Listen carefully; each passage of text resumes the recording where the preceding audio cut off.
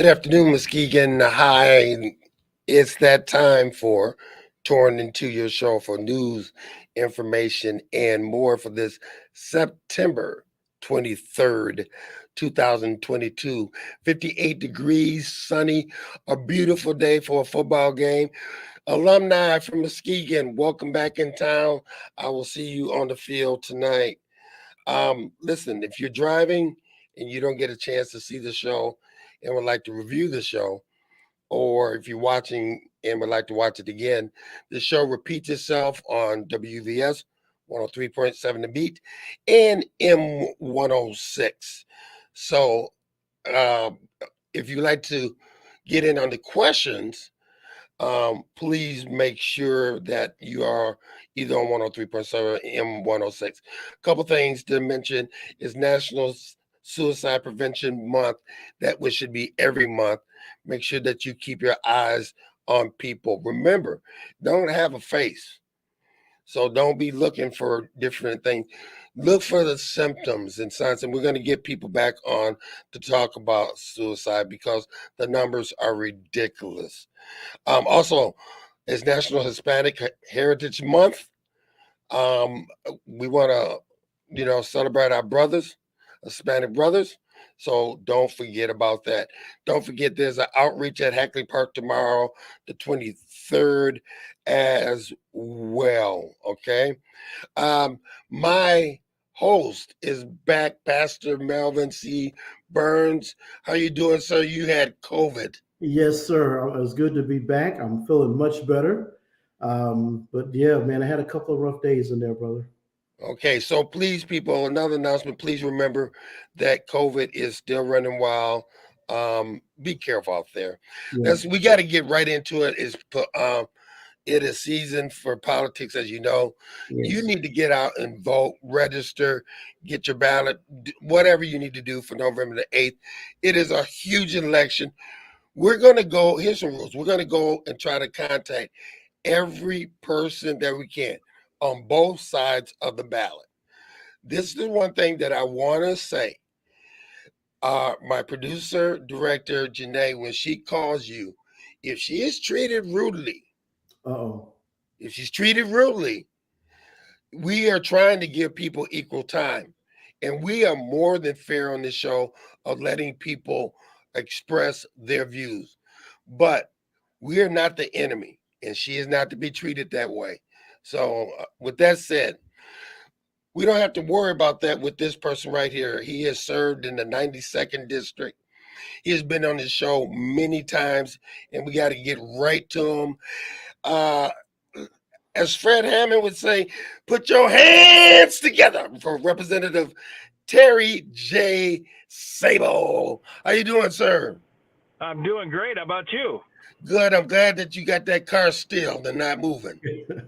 Yeah, that's for sure. That's for sure. It's definitely dangerous when you're trying to do this and driving. So I just find a parking spot real quick and do it that way. Thank you for doing that, sir. I appreciate that because we don't want you driving. How you doing, Terry? I'm doing okay. Doing okay. How's the election going? I think it's going great. I've been hard at it, really, quite frankly, since the first of the year. And then things really started picking up for me, anyways, in the campaign. And in about April, when I started knocking on doors, the snow melted. So I started knocking on doors, and I've been knocking on doors and trying to contact voters ever since. And I got a funny feeling that before I'm done, that there's going to be snow back in the air again, just like it started. Wow. Pastor Melvin Burns, first Hi, question to you. Terry, how are you? I'm doing great. How about you, sir?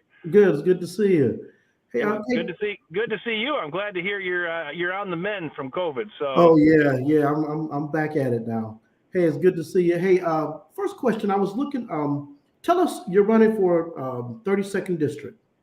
Yes. Tell folks, and this is a little different area for you. Tell folks what all that district covers, and then tell us a little bit about some new folks are getting to know you that previously were in your district, correct?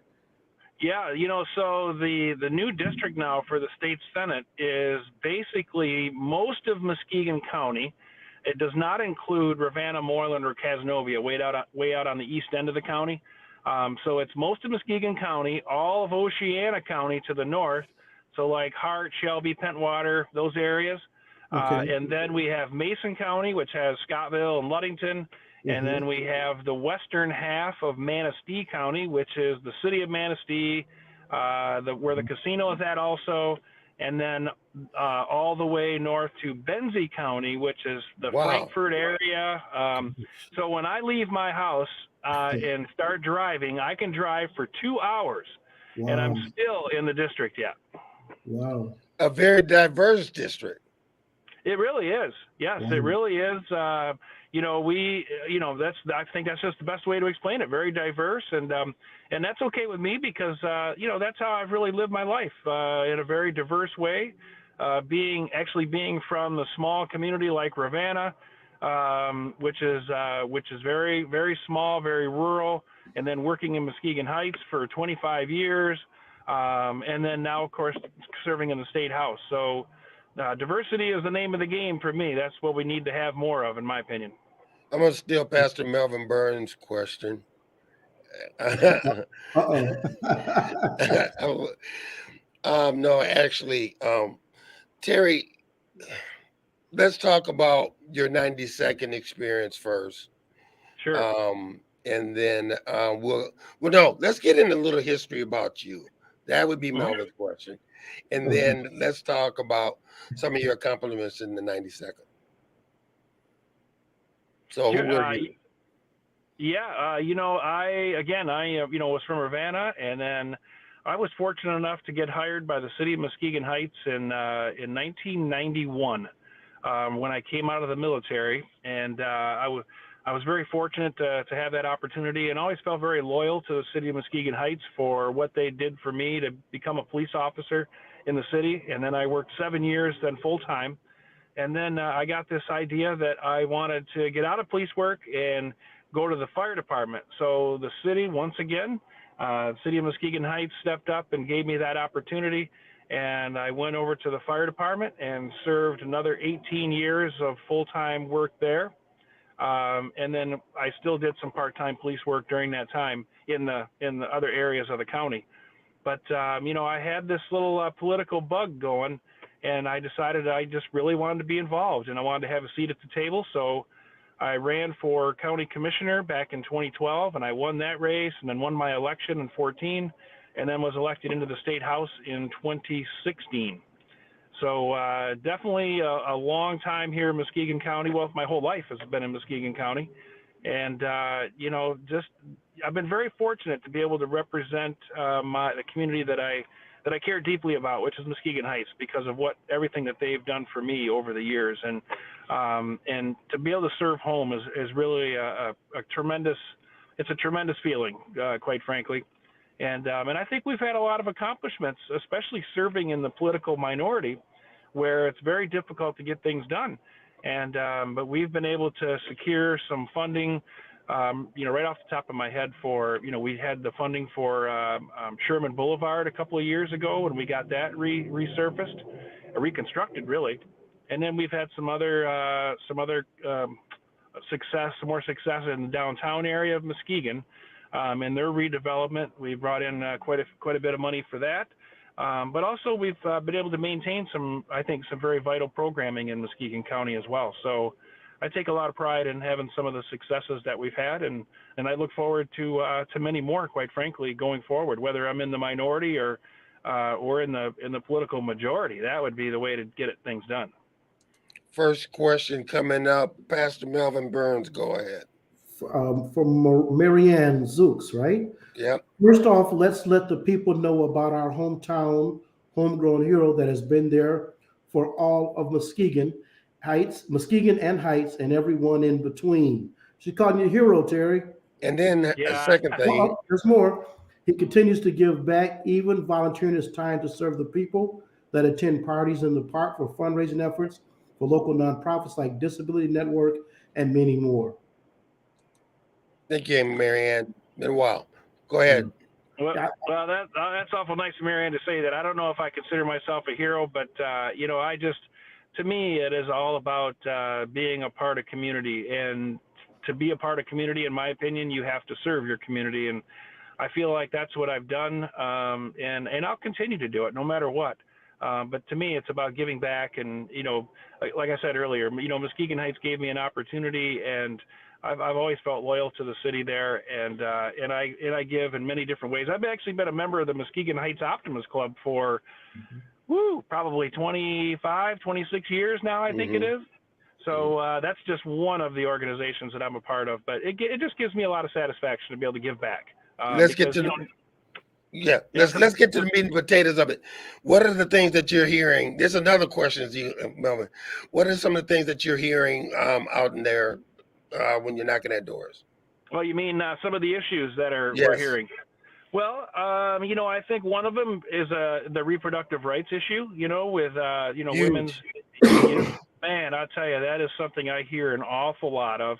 And I'm somebody who really feels strongly about being a pro-choice person. It's, to me, there's a couple different issues going on there, though. One is people's opinions about abortion. That's one thing, but to me it comes back more to just women having the right to make their healthcare decisions with their doctor. I just don't think that's a role of government to get involved in. And I think the best thing for me to do in something like that is to get the heck out of the way and let a woman make her own decisions, based on the advice she's getting with her doctor. And so that is something that I hear very much of on the doors. Of course, the other issue is inflation. I mean, we all see the high cost of everything right now, and so I think the more ways that we can work to find some solutions to that. I don't know if we can find solutions to actually lower prices on anything, but I think what we can do is find ways for people to actually save more money and have more money in their pockets instead of having to pay into other things. So the more we can do that, the more we got the actual people in mind when it comes to inflation, the better off I think we are. Terry, explain to people that when it comes down to inflation, that after closing the country down basically and reopening, that some of this stuff was bound to happen. Now, the gas at the gas pump, I think a little bit has to do with greed or boardrooms, definitely. But this inflation and lack of work and workers and product needed, some of that was bound to happen. That's not anybody's fault. That was bound to happen. Yeah, I don't see it falling on anybody's shoulders in particular. I mean, I think it's just a cycle that we go through. As a country, it's been that way before, and this is one of those times where it's tough times, and tough times call for us to I call for unity in those times, and when we can work together to try to find some solutions to help people get through these tough times. That's a big deal, and that's one of the things that I strive for. How hard is it that people are so dug in partisan wise Uh, to reach and get those solutions? It's very difficult. Very difficult when we have the partisan divide like we do nowadays. It makes it very, very difficult, and we need to find ways to get around that because we're not getting anywhere like this. When we use some of these problems, people's problems, we use it as a political advantage, and that's just wrong. And I don't care what party it is that you affiliate yourself with. If you're doing that and you're using those types of issues where you're not helping people and you're actually maintaining a problem in order to use it as a political advantage, that's just wrong. And we need to do better because, quite frankly, I think our country depends on it. Pastor Burns. Okay. Terry, I was surprised to see this the other day. Some of your I don't know if it was on Facebook or something, and there was some group that was opposed to you when they said because he didn't get the casino to Muskegon.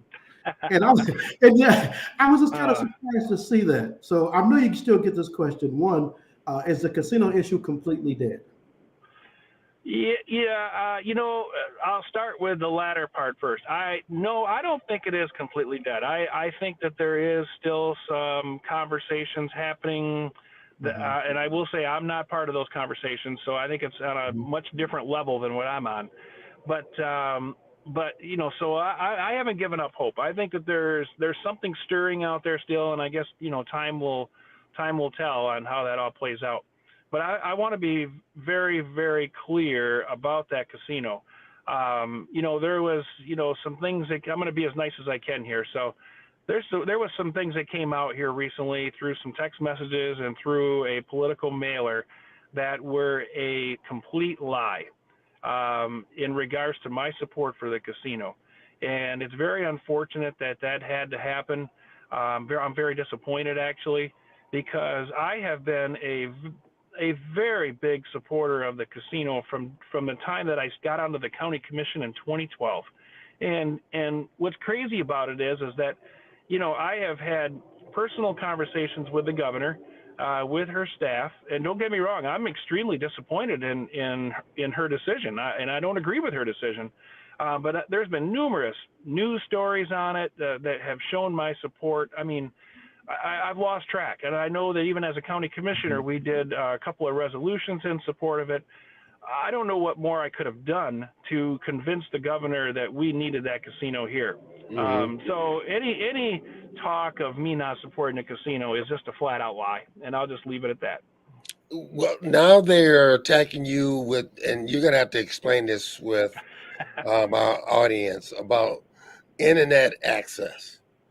What is that all Okay. about? That's a new one to me, but I had not heard that latest attack. I will just simply say that it is campaign season, and there's a lot of stuff flying around. I'm amazed at how much money that's being spent against me in this campaign. But I just can't stress enough for people to not simply just read the headlines, but make sure you read the whole story. Make sure you do your research and find out what really is going on, because I have seen some outlandish things coming out there, and Coming from everywhere.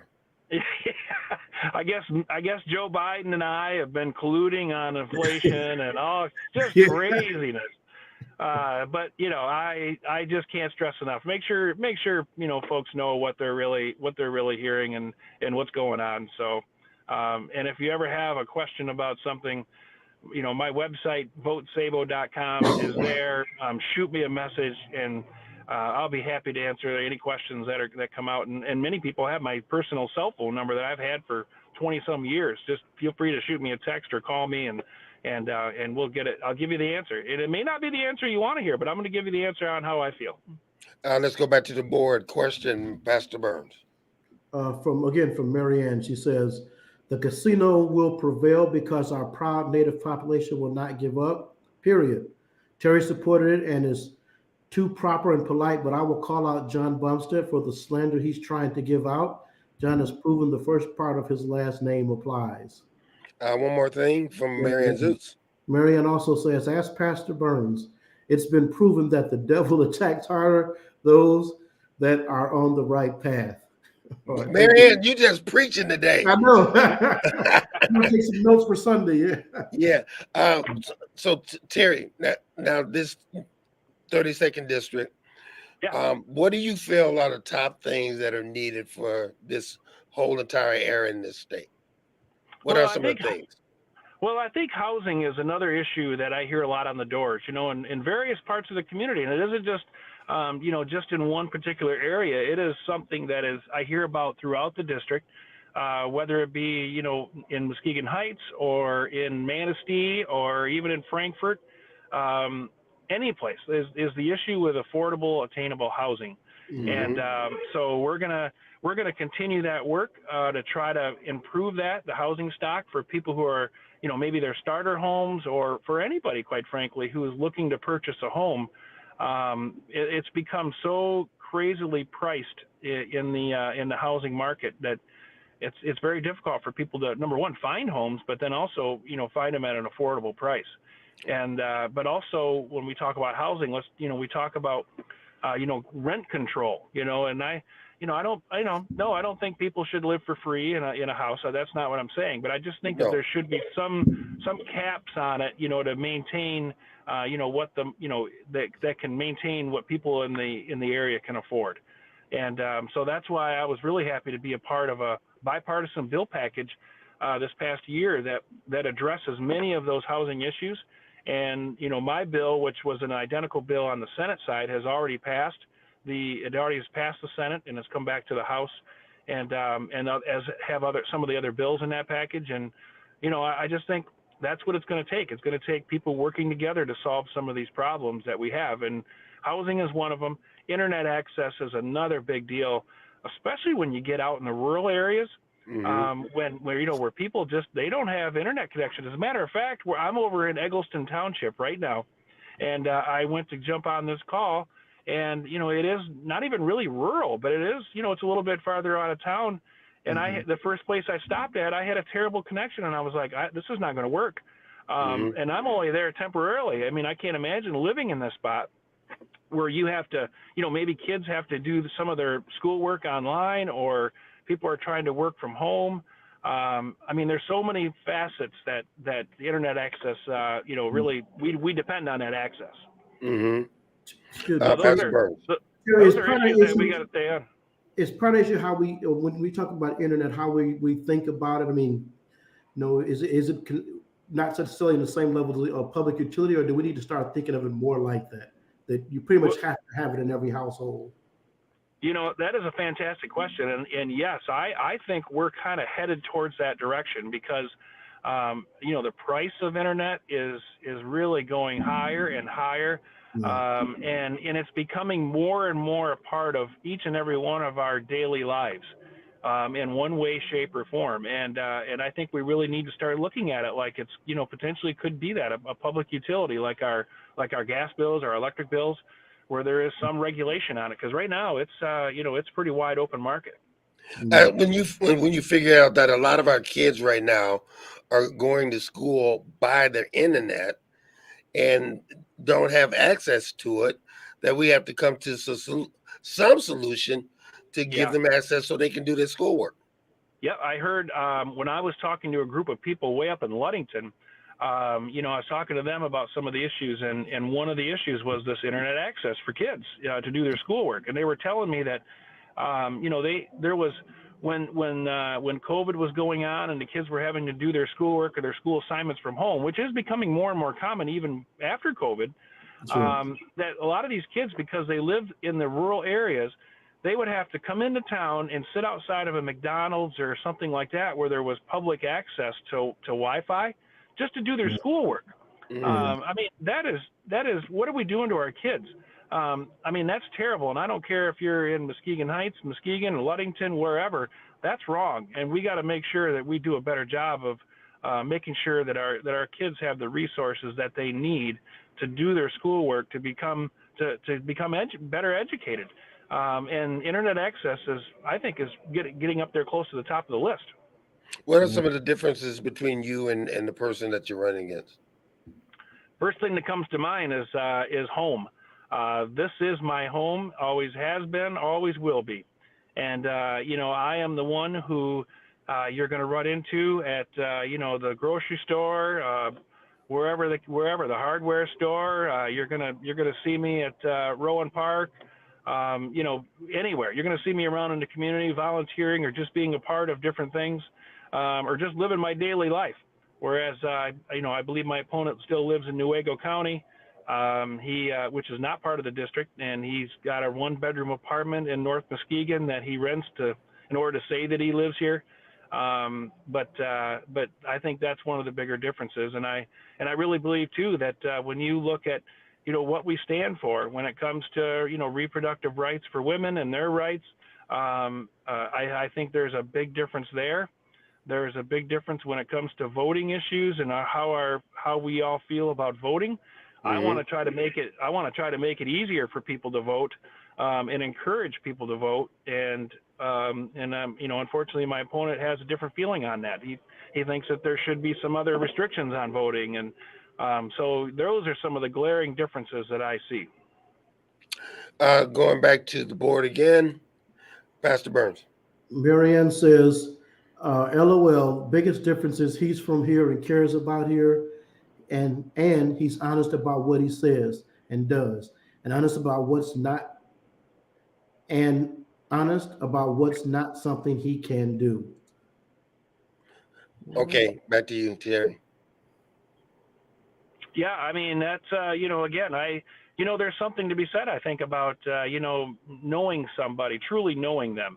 And I've been around this community for my entire life, and that's one of the nice things I really enjoy doing is the door-to-door thing. And it doesn't matter if I'm in Muskegon or wherever I'm at, around Muskegon County especially.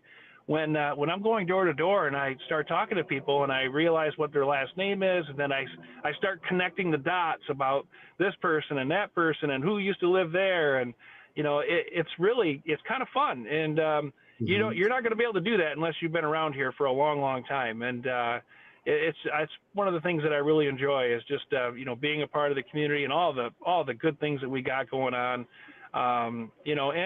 Really all the things that we've had that haven't went in our direction, but I want to be a part of it, whether it be enjoying the good times or trying to fix the bad times. And I'm going to continue to do it no matter what. That's what I'm here for. That's being a part of community. All right. Yeah, you got a couple minutes to give that shameless plug why people should vote for you and how to contact you and find out more information. Well, I probably already hit it pretty hard, as far as, why people should vote for me, because, I am part of this community, always have been, always will be. And I try to remain as accessible as possible.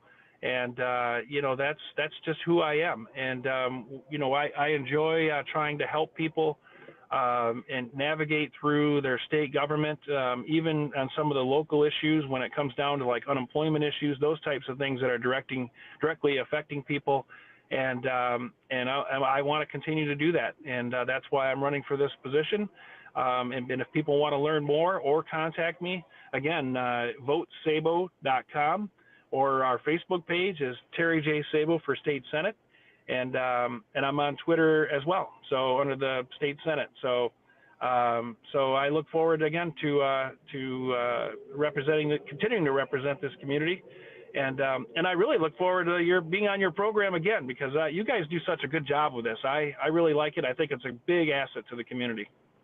You will be back on our show again, friend. Thanks a lot, and good luck, and we will see you soon. That sounds great, and good to see both of you again. You too. Right. Take care, Terry. Take care. Thank you. Mm-hmm. That was Representative Terry Sabo. We're going to go to get some commercials ready at the bottom of the hour. Next up, running for the 14th Circuit Court is Jenny McNeill, and she will be up in a couple of seconds. Great interview. We are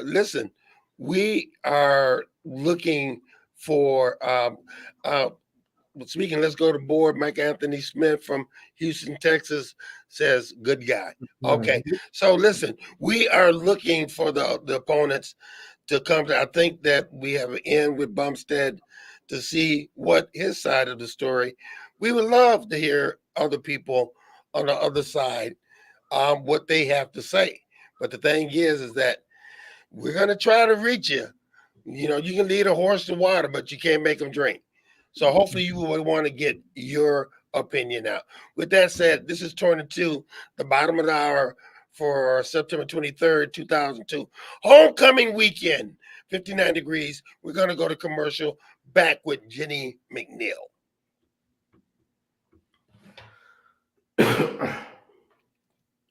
This is the time we run the commercial. Maybe not. Maybe we'll just go. Okay, we're just gonna roll. All right. This is live stuff going on, and so things happen. All right, there is a seat up. It's the 14th Circuit Court. This woman is no stranger to the show. She's been on before. We really appreciate her taking her time. It's a different position. It's not a Democrat or a Republican. It's a nonpartisan judgeship, and I'll let her talk about that a little more. Put your hands together for Miss Jenny McNeill. How are you doing? I'm good. How are you guys doing? We're doing good. Good to see you. Highly favored. Better than we deserve. How you doing? And thank you for getting on the show right away. Of course. Of course. I'm happy to be here. Thanks for having me. I appreciate it. I appreciate you having all the candidates on. I think people need to know about us, and this is a great way to get the word out. Uh, the great thing about that is we try our best to get everybody on. The bad thing is not everybody takes that opportunity. Good people like yourself do. Thank you very much. Jenny, tell us a little bit about yourself. Well, I've been an attorney for over 25 years. Started out as a legal aid attorney, and then went into private practice. I worked for Lattice Hoops McNeill, was my in private practice for about 10 years, and then about 5 years ago, I started with the court as a family court referee. So I Mhm. currently do hearings for the juveniles that commit crimes. We do the allegedly commit crimes. How's that? that Yeah. we I do the neglect and abuse cases, and I do custody, parenting time, child support. So I have a full docket. I have run hearings every day. So it's been a great job, a great experience, and I think it's really been really learned a lot of how the court system works. I think that's what's missing from a lot of people who want to be a judge. They don't understand how things work. So I think I have a good understanding of that, and I'm ready to be a judge. Also pretty involved in the community. I would say very involved in the community. Hmm. I currently am on several boards. I'm on the board of Legal Aid of Western Michigan. Kind of, they say, once a legal aider, always a legal aider. Um, I'm also on the board of Muskegon Family Care. Very Hmm. excited at the direction that agency is going. Real important to the community, and involved with the Michigan Irish Music Festival. And then I'm just a lot of other agencies that I'm involved in. I was on the board of Every Woman's Place for 18 years.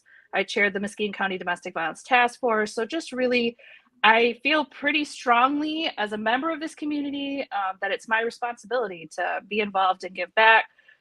Also tried to raise my children in that same vein. I've Hmm. been married for 25 years to my husband Kevin, and have two boys that are flowing the coop a little bit.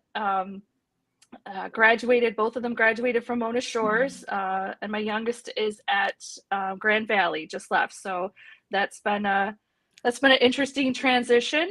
But Hmm. I'm also excited because I think I've really taught them the value of giving back to the community. That it's our job, like as members of the society of this community, to be a part of it and to give a piece of ourselves to it. So that's a little bit about me in a nutshell. Pastor Burns. I'm gonna ask you something a little bit different. It's good. I think last time we talked, you were in that big field in the primary, but you talked Yep. about your sense of giving back to community. Where does that come from? I think a lot of that comes from my parents. My parents are just good people.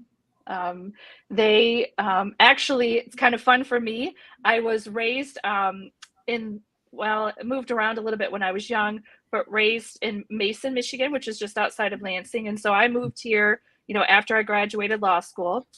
And they really instilled in me the importance of that. My dad was always involved. My dad, a little bit in politics, kind of putting up signs for politicians way back when. Uh-huh. And he was a member of different clubs, whether it's the Lions Club, just United Way. Just Mhm. my parents are what taught me that's important. It's important to give back. Hmm. Jenny, I want to say that in a race that I'm not going to go there, but it's been a lot of mudslinging, but you have maintained yourself to stay positive. Talk a That's little right. bit about that.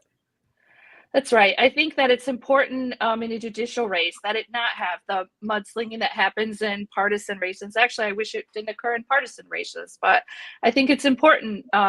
Judicial officers are held to a higher standard.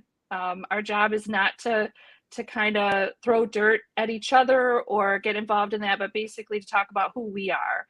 And so I've Hmm. really tried to focus on my integrity and what I bring. what I would bring to the bench, because I think that's what's important. Because in the end of the day, one person gets elected, and that person is going to be sitting in that seat, and you want a person that has integrity and has the values that we want in somebody that makes decisions. You know, when we think about, I saw you had Terry Sabo on. When we think about, you know, our senators or our state representatives, you have a whole group of people making decisions, right? You know, they vote. Right. You know, judges, it's one person that sits up there. Now, yes, you can appeal, but that's costly and not very realistic. So you really want that one person to really be a good person, not only in the sense of having integrity, but also having the experience and the knowledge to do a good job. I think that Muskegon County deserves that. Pastor Burns. Okay. So, well, let me ask you this first. So you're running for circuit court, it's nonpartisan. Right. So after you tell people that you have nothing to do with some of the issues they see on the news every day, Yep. what are the main things you hear from people as you're on the campaign trail? Oh, that's interesting. It depends on the person. It really does. People, and I just got done. I was out knocking doors this afternoon. And so it's interesting people are very excited to talk to me. Like, that's what I find they like the fact that I'm knocking on their door and that I want to engage with them. That's what I think, number one. They like that. They really like it. For the most part, there are some people who they're not going to answer the door no matter who's there, but especially with you wearing the color blue. You can see them in the window hiding. Yep. So, and you know, honestly, I see a huge relief on people's face when I say that it's a nonpartisan position. People, I see a sense of people are really exhausted by the partisanship. That's the one thing I see that a lot. That's People ask me, they want to know my position on issues, which I'm like, you know, I can't give you what you want to know. They want to know, are you pro-choice? Are you pro-life? Also, the most interesting one I've had a lot lately is I get asked this. People are like, well, are you willing to put people in jail? And I thought, wow, this is interesting. So it's, you know, it's interesting. I would say there isn't one thing I see. It's just people are all over the board. The only thing I see a lot of people kind of exhausted with the partisanship. That would be the most thing. But still, and I also get a number of people who don't believe me when I say I'm nonpartisan. No, you're not. I said, well, when you go look at the ballot, like look at the back of the ballot, there's going to be no R and no D. Like, it's nonpartisan. Oh, you have to belong to a party. Well, I don't. And I'm really happy because I have support. That's one thing I tell people. I have support from people on both sides of the aisle. I've got Republicans and Democrats that are supporting me, and independents, and even more so over the last month or so, gotten more support. So I really, you know, it's a tough time. Politics are tough. I give anyone credit for being willing to put their hat in in any race, because it's a lot of it's a lot of work. It's a lot of work, and it's a tough crowd out there. Yeah, you have to read the room out there. It's tough.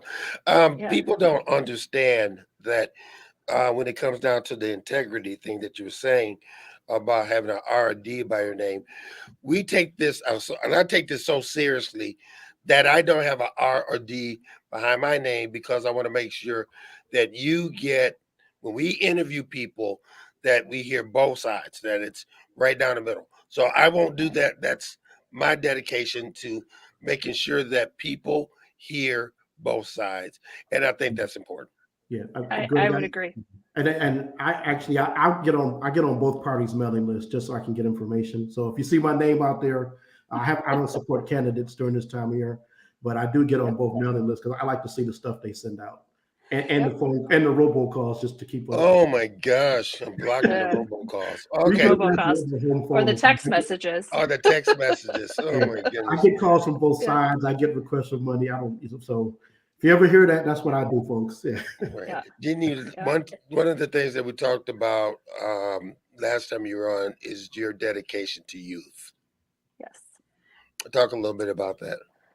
Yes, I just, that's the one thing, once I started as a referee, kind of really dug into the issue because I see that we were having a lot of youth coming across our paths, which I wish they wouldn't. I think we have, especially this summer, I've seen a lot of guns in the community. I think, Hmm. we got to tie in with some drug issues probably there too, but the guns make me very nervous because usually that ends up bad in one of several ways. Somebody ends up, injured or dead, and then the person who shoots ends up, incarcerated for the rest of their life. So that to me, I spent a lot of time trying to figure out, what are we doing? What are we doing? Why are we doing it? And how can we do it better? And I think our whole court, Judge Pittman, our probation team really kind of focused in on that. How are we doing this better? I think we got sort of waylaid by COVID, but I'm really hoping kind of coming out of a lot of that we can make things even better. I don't know if any of you saw, it's the Michigan Youth Violence Prevention Center. Have you heard of, either of you heard of that? No. They're kind of, you guys should check that out. They're coming, they came and did a lunch meeting. I think was it last week, trying to bring people together. And I really enjoyed that. It was basically, they called it a listening session, kind of bringing people from the community together. Our police chief was there, and even the Muskegon police chief, and people, a lot of us from the court and just the community. And I really, their goal is really about trying to get the youth involved to try to help them come up with the solutions. And I thought it's a really interesting group, and I really hope that they can kind of dig in and help us, because I think they have a good point here. It's one thing when I sit there and tell a kid what to do, but if we can get the kids involved and we can make things better from their perspective, and maybe we can fix some of the broken systems that we have, because Hmm. I really don't, that's like the worst part of my job is locking a kid up. I don't like doing that. Mm.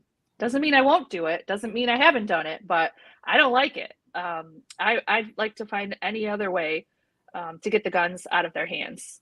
Hmm. And so I'm pretty passionate about that. I'm always looking at ways that how we can make it better. Who can we partner with? Who do we talk to? Who do we, what do we do? I'm open for anything. And that's one of the things that I think that I bring to the table is my involvement in the community. Like, I think I told you guys this last time, and kind of connecting people. I met a woman who was needing help with community service. So I hook her up with our probation staff. And now we've got kids out there, not only cleaning up our lake, which needs some help, but also learning. Like, they got to go kayaking this summer and kind of be out in the water. Some of these kids had never seen the water or been Hmm. on the water. So, I mean, really trying to engage the community, because I feel pretty strongly, no matter what the issue is, whether it's youth violence or domestic violence or violence in general, I think we have to get the community engaged in Hmm. order to solve some of those problems. So I feel pretty strongly about that. Very, very true that we got to get the community involved in solving these crimes. Question to Melvin Burns. So, Jenny, let's say we're a year from now. You're wearing the black robe. Everything's turned out well. What should people expect when they come into your courtroom? They should expect that they're going to be treated with dignity and respect. They should expect that I will be prepared. I do it now. I read everything, before people come to me, that I will be prepared, that I know the law, and that I will make decisions based on the law. Hmm. That it's not what I feel or how things are going that day. It's about what the law is, and applying the law to the facts every single time, to apply them fairly, with some empathy and with knowledge. I think that's what people are going to get out of me every single time, because that's already what they get out of me now, is trying to be fair, and to make the best decision possible every time, and to listen. I think a lot of people don't feel heard. There you go. So There you go. So listening is really, really important. Jenny, you've talked about the solutions with our youth and being what things would happen as you being a judge. What are some of the other things that you feel that is needed at the courthouse? The courthouse. Well, one of the things I think we really need a stronger self-help clinic. Other counties have some pretty awesome kind of clinics where people, because we have a lot of people who are representing themselves in all sorts of issues, and so they can't afford an attorney, and they're not gonna. I mean, it's not going to happen. I mean, the ideal thing would everybody would walk in with an attorney, and everybody would have that. That's not realistic. So I think we really need to invest in a stronger self-help clinic. We have pieces of it in the courthouse. They have computers they can go and look at. But I'm really envious of the Kent County model. They have this incredible program, even the Ottawa County. So I would like to see us bring that here. I think that would be really, really a neat thing.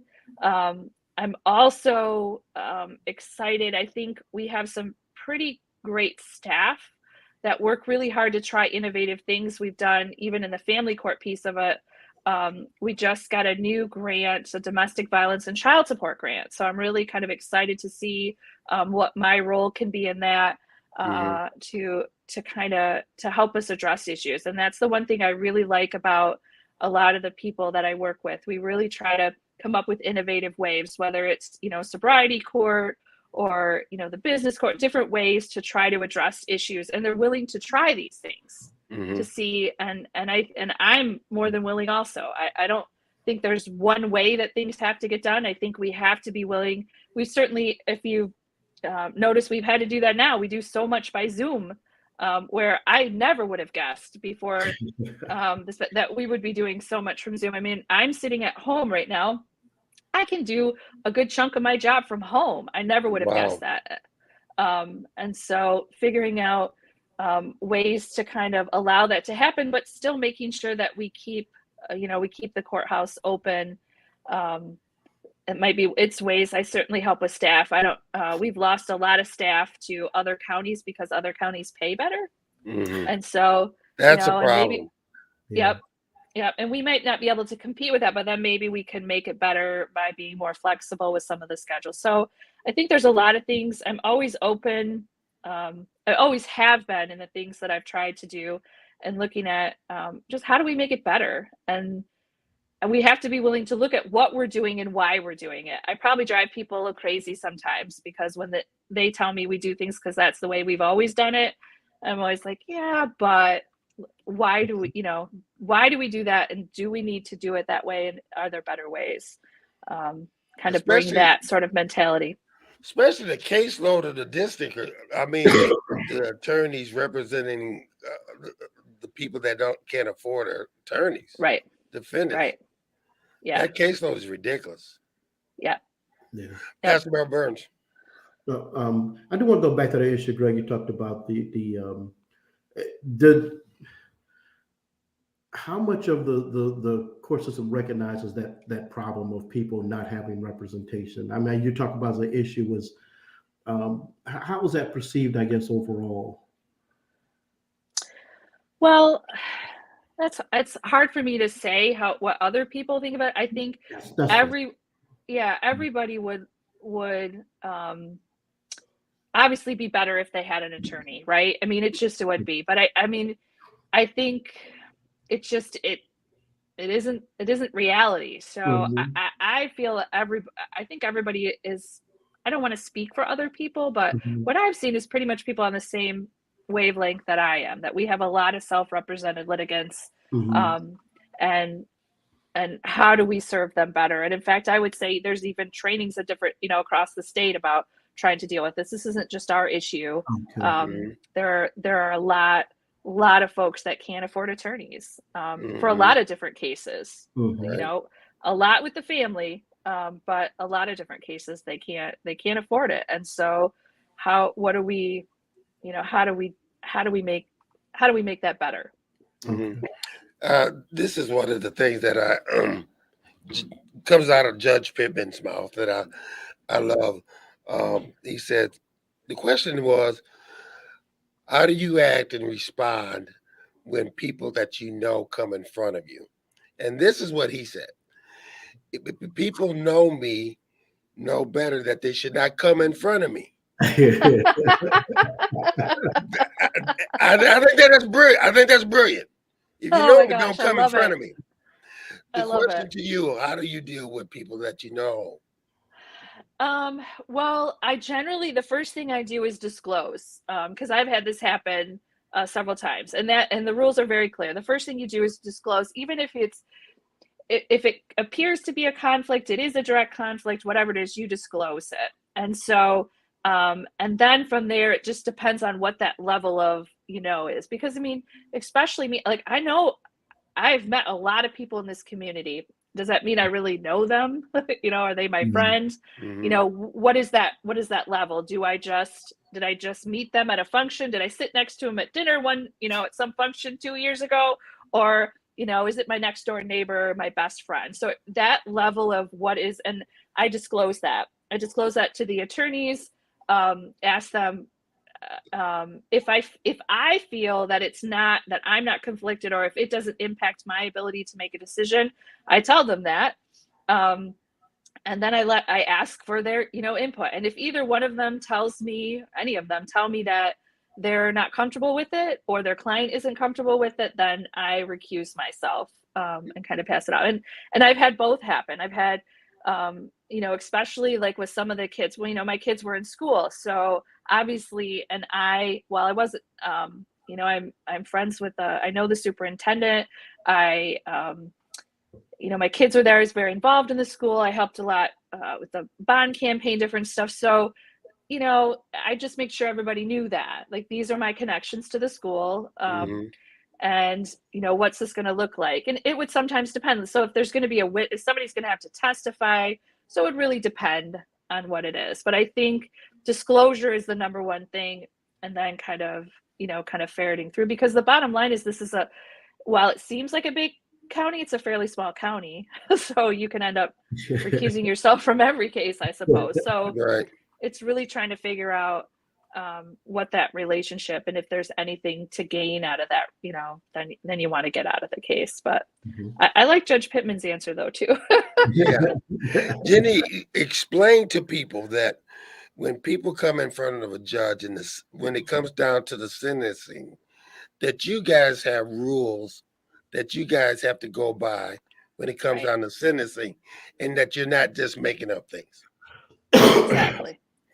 Exactly. And when you're talking about sentencing, you're looking at the sentencing guidelines, you're looking at the mitigating factors, of the person who, committed the crime, of just the case in general, the client's, history, what are the circumstances here, and the propensity towards recidivism or rehabilitation. So it's really a lot, but following the guidelines, but then weighing public safety, and trying to make the victim whole. So it's a lot. There's a lot of factors, and I think trying to make it so that it's the same for everyone, but it's always it's a difficult piece, because not every case is the same. But you're trying to make sure that you're consistent.